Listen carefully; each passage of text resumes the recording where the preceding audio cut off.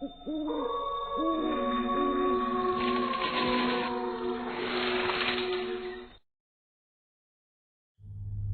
रात का समय होता है। चार दोस्त एक गाड़ी में बैठे हुए गांव के एक जंगल के रास्ते से गुजर रहे थे। वहां पर चारों तरफ सन्नाटा और झाड़ियां ही थी। उन्होंने अपनी गाड़ी के अंदर म्यूजिक बजाया हुआ था। वो चारों बहुत खुश थे कि तभी उनके दोस्त का फोन आता है। अरे कहाँ हो तुम लोग? कल मेरी शादी है और तुम्हें आज शाम तक पहुंचना चाहिए था। साले, एक तो तूने 2 दिन पहले ही अपनी शादी के बारे में बताया है, हमें तैयारी भी करने नहीं दी, और अब पूछ रहा है कि हम कहाँ हैं। इतनी गर्मी में दिन का ट्रैवल करना कितनी मुश्किल होती है, इसलिए हम शाम को निकले थे।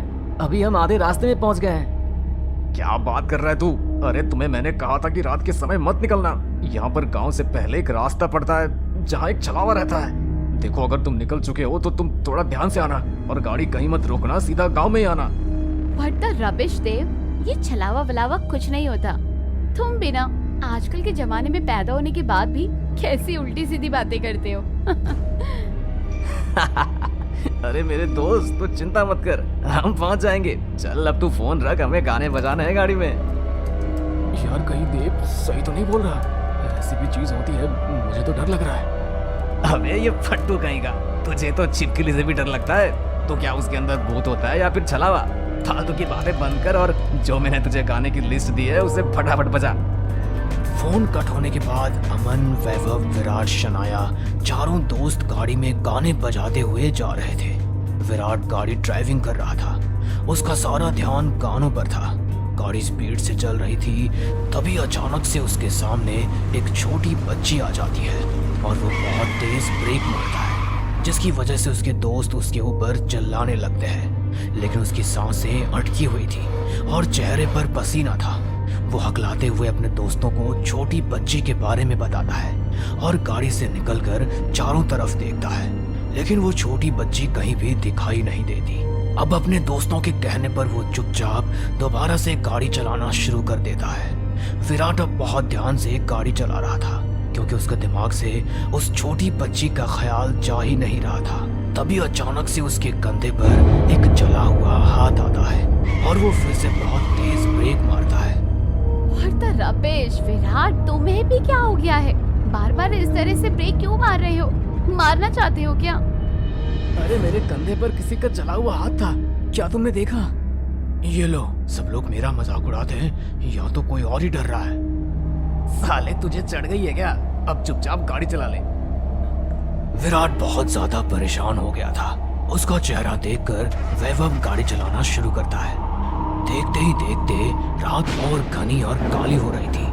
वो लोग जंगल के रास्ते जा रहे थे। कुछ दूरी पर चलने के बाद वैभव फिर से गाड़ी रोकता है और अरे बहुत जोर से आई है यार, मैं अभी आता हूँ। मैं भी चलता हूँ। तो फिर मैं भी चल लेता हूँ। अब तीनों दोस्त हल्के होने चले जाते हैं और इधर शनाया अपना फोन निकालकर गाड़ी से बाहर आती है और सेल्फी लेना शुरू करती है। इसी के साथ वो अपने फोन का कैमरा ऑन करके वीडियो शूट करने लगती है, जिसमें वो अपने तीनों दोस्तों को भी ले लेती है। जब वो वापस गाड़ी की तरफ आ रहे होते हैं तो शनाया गाड़ी से थोड़ी दूर पर खड़ी होती है और 2 जले हाथ अचानक से शनाया के कंधे पर आते हैं और शनाया को खींचते हुए जंगलों के अंदर ले जाते हैं। ये देख वो सारे दोस्त दंग रह जाते हैं। उन्हें कुछ समझ नहीं आ रहा होता। उन सभी दोस्त के चेहरे पर डर अब साफ दिखाई दे रहा था। उन्हें ये महसूस हो गया था कि कुछ तो है जिसकी वजह से वो डर के मारे कांपने लगे थे। देखा, मैंने कहा था ना, तुम लोगों ने मेरी बात ही नहीं सुनी थी। शनाया कहाँ है? उसे कौन लेकर गया है? मेरी गर्लफ्रेंड। अरे उसकी माँ को पता है कि वो मेरे साथ है। अगर उसे कुछ हो गया तो मैं तो जेल में पहुंच जाऊंगा।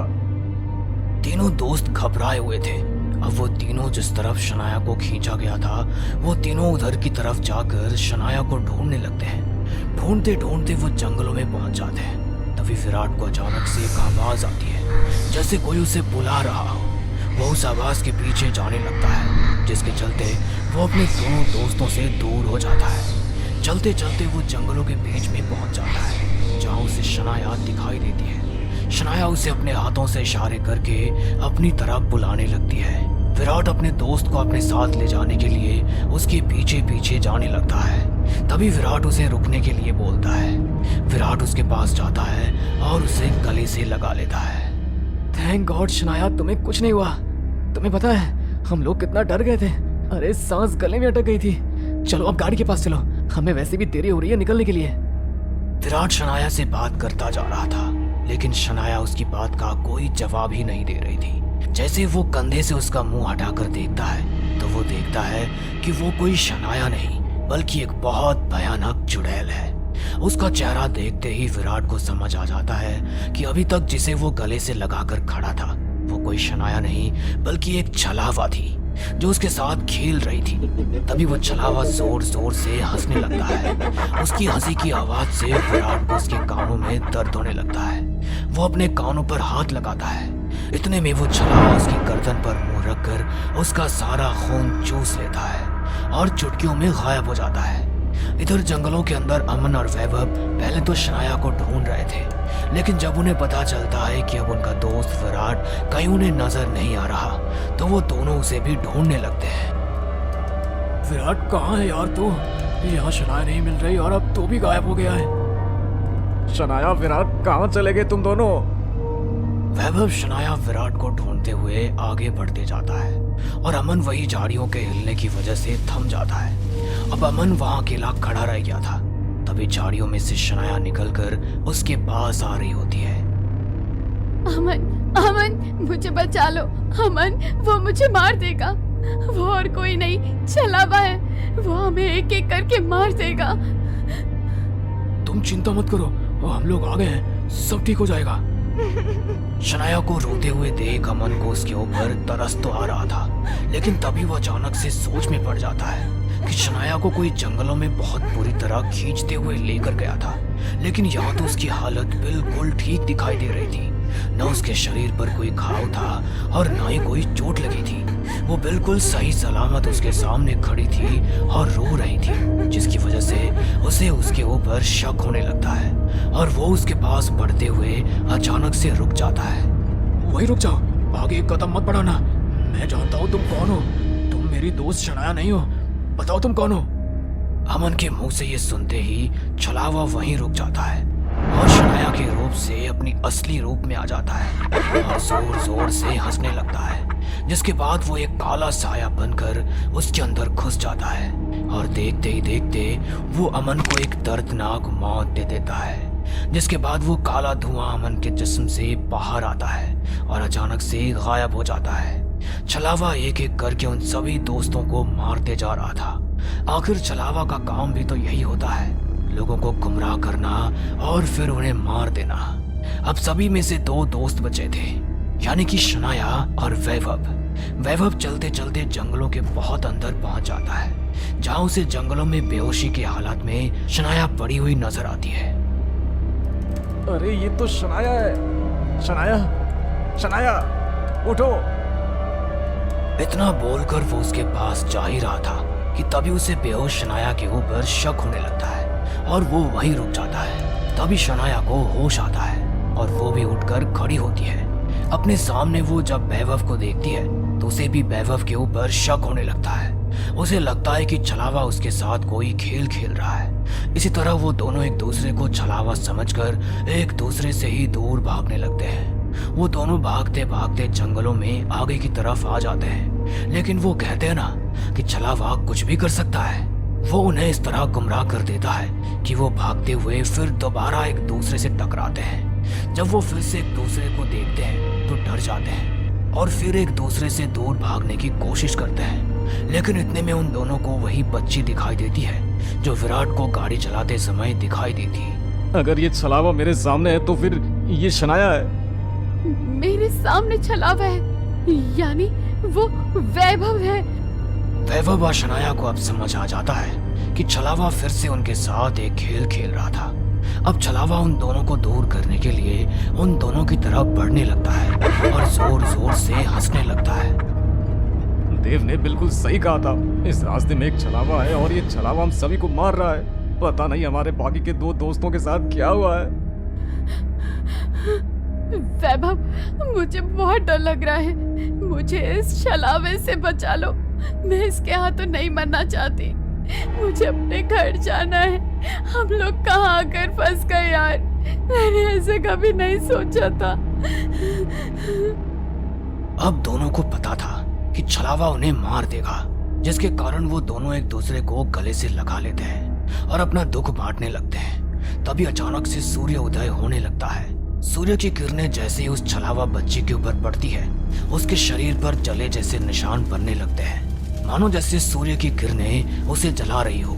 इसी के चलते छलावा सूर्य उदय होते ही वहां से गायब हो जाता है और वो सारा जंगल देखते ही देखते गांव में बदल जाता है। जब वैभव व शनाया ये सब देखते हैं तो उन्हें अपनी आंखों पर विश्वास नहीं होता, मानो जैसे एकदम से उनके लिए वक्त बदल गया हो। आसपास के सभी लोग उन्हें बहुत घूर घूर कर देख रहे होते हैं। ये सभी उन्हें छलावे की एक चाल लगती है और वो हाथ पकड़कर वहां से भागने लगते हैं। भागते भागते वो गिर जाते हैं। तभी गांव के कुछ लोग उन्हें उठाकर कहते हैं, क्या हुआ तुम दोनों को? इस तरह क्यों भाग रहे हो?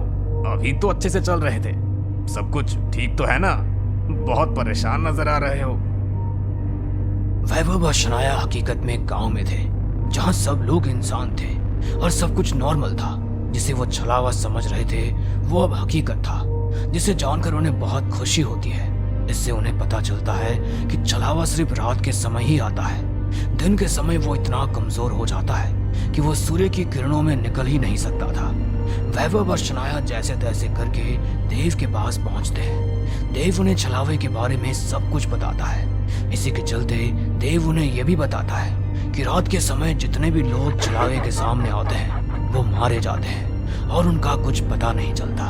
और किसी को आज तक पता ही नहीं चल सका कि वो छलावा लड़का है, लड़की है या कोई बच्ची है। इस तरह उन 4 दोस्तों में से सिर्फ 2 दोस्त बचकर देव के पास पहुंचते हैं। इस बार वो दोनों दिन के समय सावधानी से घर की तरफ लौटते हैं। घर आने के बाद उन्हें रियल जिंदगी में छलावे पर विश्वास हो जाता है और फिर वो छलावे को कभी मजाक नहीं समझते। हमें पूरा यकीन है दोस्तों कि आप लोगों को ये कहानी जरूर पसंद आई होगी। अगर आपके साथ भी कुछ ऐसे अनकहे किस्से हो चुके हैं तो प्लीज हमारे साथ शेयर करें, हम जरूर अपने चैनल पर उनको दिखाएंगे। हमारी ईमेल आईडी नीचे डिस्क्रिप्शन बॉक्स में दी गई है, तो प्लीज हमारे वीडियो और चैनल को शेयर एंड सब्सक्राइब करें और बने रहे हमारे साथ ऐसे ही अनकहे किस्से और कहानियां सुनने के लिए।